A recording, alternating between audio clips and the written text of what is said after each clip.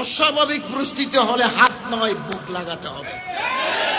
আমি কেন বলি, 2022 সালের 22শে মে দারুল উলুম দেওবন্দের পাশে ওসমানী ঈদগাহ ময়দান কওমি একজেহেতি কনফারেন্স। কেন একজেহেতি কনফারেন্স? বাবরি মসজিদ ভেঙে দিয়েছে, আরো বিভিন্ন মসজিদের নিচে শিবলিঙ্গ আছে, কুতুব মিনারের নিচে আরেকটা কিছু আছে, এ জাতীয় কথা বলে মামলা মোকদ্দমা করি ভারতের বুকে ইসলামকে নিঃশেষ করে দেওয়ার চক্রান্ত চলছে। এবং দারুল উলুম দেওবন্দকে বলা হচ্ছে অবৈধ প্রতিষ্ঠান। তখন ওলামায়ে দেওবন্দ মনে করলেন এই মুহূর্তে আর বসে থাকার প্রয়োজন নাই, ডুবতে হয়ে তিনকা কা সাহারা। মানুষ যখন ডুবে যায় এভাবে হাত দেয়, এটা লতা পাতাও যদি পাওয়া যায়। এটা হচ্ছে critical juncture of the situation, পরিস্থিতির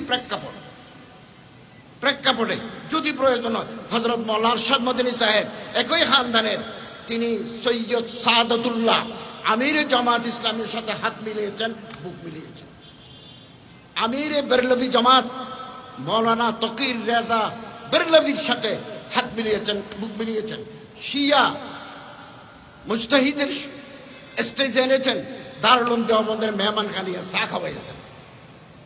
এটা হচ্ছে পরিস্থিতি, এভাবে বাধ্য করে মানুষকে। মানুষ যখন ডুবে যায় লতাপাতা ধরতে চায়। বাংলাদেশে এরকম পরিস্থিতি যদি হয়, আমাদের অত্যন্ত অভিজ্ঞ প্রাজ্ঞ বিজ্ঞ নেতৃবৃন্দ আছেন, তারা সিদ্ধান্ত নেবেন। একটা স্বাভাবিক পরিস্থিতি, একটা অস্বাভাবিক পরিস্থিতি। আমি কথা শেষ করবো। 47 সালে পাকিস্তান হলো। হযরত আশরাফ আলী থানভী সাহেব রহমতুল্লাহ আলাই, শিবুর আহমদ ওসমানী সাহেব একদিকে, আল্লামা মদনী রহমতুল্লাহ আলাই আরেক দিকে ছিলেন। 47 গেল, 48 গেল, 49 গেল, 50 গেল, ইসলামী হুকুমতের কোনো নাম নাই। হুদুদ, তাজিরাত, ইসলামের দণ্ডবিধি চালু করবেন এরকম কোনো অর্ডিন্যান্স নাই। সুদবিহীন অর্থ ব্যবস্থা চলবে এরকম কিছু নাই। সেকুলার রাষ্ট্র পাকিস্তান। তখন ওলামায়ে কেরাম ভাবলেন এত রক্তের বিনিময়ে আমরা যে দেশ ভাগ করলাম, কই আমাদের তো কোনো ফায়দা নাই। কাজী আজম সেকুলার, লিয়াকত আলী সেকুলার, সরদার আব্দুর রব নিস্তার সেকুলার, সেনাবাহিনীর প্রধানরা সেকুলার। তখন তারা ভাবলেন যোগাযোগ করে আমার যদি কেউ মারতে আসে আমি 2 হাত দিয়ে প্রতিরোধ করতে পারি, কিন্তু আগ্রাসী শক্তির যদি বেশি থাকে 2 হাত নয় 20 হাত দিয়ে যদি মোকাবেলা করি তাহলে তার 20 দাঁত ভেঙে দিতে পারবো। 2 হাতে পারবো না, 10 হাত লাগবে। তখন হযরত আশরাফ আলী থানভী রহমতুল্লাহ আলাইহির জলিলুল কদর খলিফা হযরত আল্লামা সৈয়দ সুলাইমান মদনী, যিনি সিরাতুন নবী লিখেছেন, which is encyclopedia in Urdu. উর্দুর উপরে এত ভালো কিতাব আগে বের হয় নাই।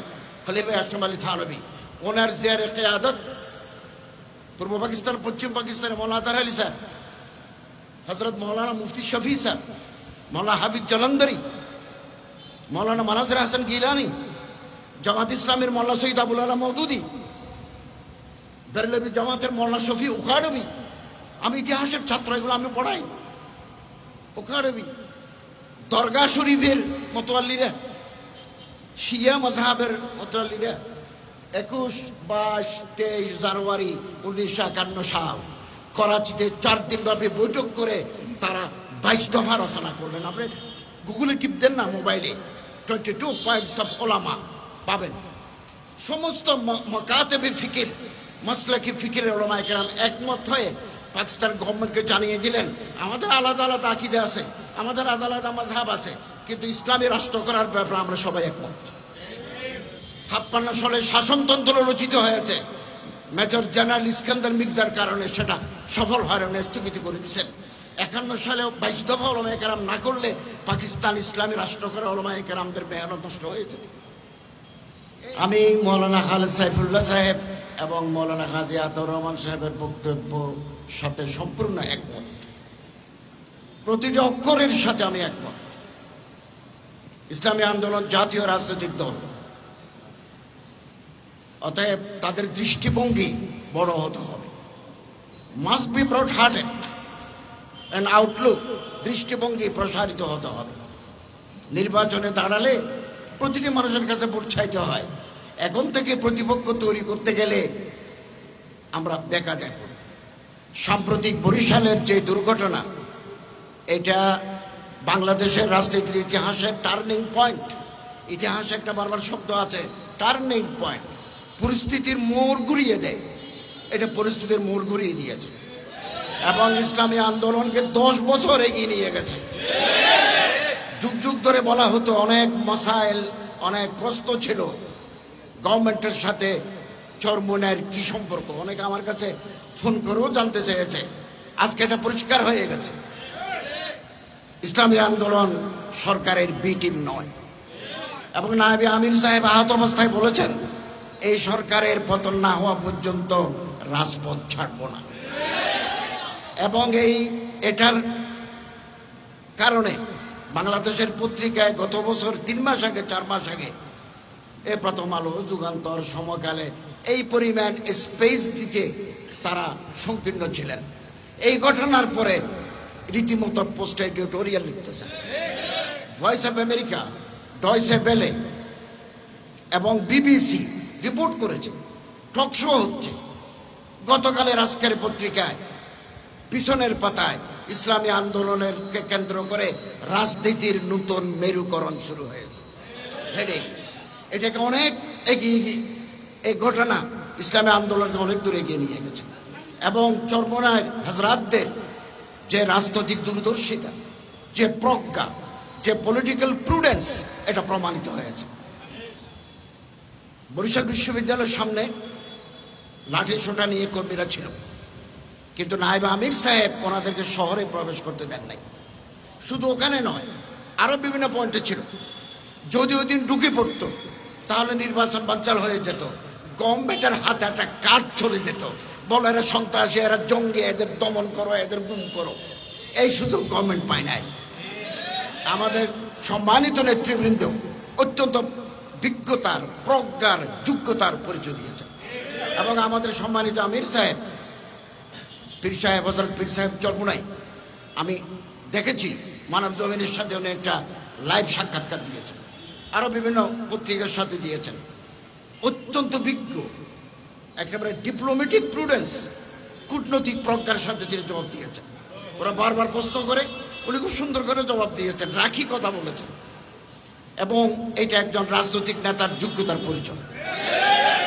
এবং বাংলাদেশের রাজনীতিতে ইসলামী আন্দোলন এখন 2-3 নম্বরের হিসাবের খাতায় আছে। অতএব আমাদের নেতৃবৃন্দ, নীতি নির্ধারক যারা আছেন, তারা সিদ্ধান্ত নেবেন আগামী দিনের রাজনীতি কি হবে, ঐক্য করা যাবে কিনা, না আমরা নিজেরাই চলবো, নাকি যার যার প্ল্যাটফর্ম থেকে সেই কথা বলবো। এটা আমাদের নীতি নির্ধারকরা সিদ্ধান্ত নেবেন, আমি মেনে নেব। এই 19-20 সাল করোনা, মসজিদে জুমা হবে কিনা, পাকিস্তান গভর্নমেন্ট অর্ডার দিল 3 জনে জুমা পড়বে অথবা জুমা পড়বে না, এই সেই। कराची दारुल उलूम में तारीख अपने आप को दोहराती है, तारीख अपने आप को दोहराती है, history repeats itself. Karachi Darul Uloom में शेखुल इस्लाम तकी उस्मानी ज़ेर क़यादत जमात इस्लामी पाकिस्तान अमीर, बेरलवी जमात अमीर मुफ्ती मुनीब हसन, शिया মাজারপন্থী বিভিন্ন মক্তবে ফিকের লোকেরা করাচি দারুলে বসে করারদাদ তৈরি করলেন এবং পাকিস্তানের প্রেসিডেন্ট ডক্টর আলভির কাছে দিলেন জুমা মসজিদ খোলা রাখতে হবে। ইসলামী আন্দোলন তার প্রতিষ্ঠার লগ্ন থেকে নিজের অঙ্গ সংগঠনের মাধ্যমে সাংগঠনিক প্রক্রিয়া আমরা এগিয়ে যাচ্ছি, আগামী দিনেও আমরা এগিয়ে যাব। আমরা কারোর পকেটের ভিতরে ঢুকে আমরা আমাদের স্বকীয়তা নষ্ট করতে পারি না, কিন্তু আমাদের লক্ষ্য অর্জনের পথে যদি কারো হাত ধরতে হয় সাময়িকের জন্য এই হাত ধরার মানসিকতা আমাদের থাকতে হবে। আল্লাহ তাআলা এই মোবারক জামাতকে পায়ে তাকবীর পর্যন্ত পৌঁছান। বরিশালের ধাক্কা আমাদের ভিতর নতুন চেতনা জাগ্রত করেছে। আল্লামা ইকবাল বলেন, খুদা তুঝে কিসি তুফা সে আশনা করতে, ঘূর্ণিঝড় লাগবে, এখন তো একটা ঘুষি মারছে যে আগামী দিনে শরীর থেকে কল্লা জুদা করে দেবে। খোদা তুঝে কিসি তুফা সে আশনা করতে, তুফানের সাথে তোমার পরিচয় আল্লাহ করুক। কেন কে তেরে বাহার কে মৌজমে ইস্তরাফ নেই, আমাদের যে দরিয়া আছে ইমানের দরিয়া, ঢেউ নাই, ঢেউ নাই। এই ঢেউ তৈরি করতে হবে একের পর। পৃথিবীর ইতিহাসে কোন কর্তৃত্ববাদী সরকার আপোষে ক্ষমতা ছেড়ে দেয় নাই। কেউ যদি মনে করে সুষ্ঠু নির্বাচন দিলে তো আমি জিরো, তিনি কোনোদিন সুষ্ঠু নির্বাচন দেবেন না। আগামী 6 মাস, আগামী 1 বছর বাংলাদেশের ইতিহাসে অনেক নতুন নতুন ঘটনা ঘটতে যাবে। কি হয় আল্লাহ তাআলা ভালো জানেন। ইন্টারন্যাশনাল পোলারাইজেশন, বাংলাদেশের মেরুকরণ কোথায় গিয়ে দাঁড়ায়, আমরা আমাদের সম্মানিত নেতৃবৃন্দের উপর অগাধ আস্থা রাখি। ওনারা যুক্তিসঙ্গত কওম ও জাতির মাফাত হয় এরকম সিদ্ধান্ত নেবেন।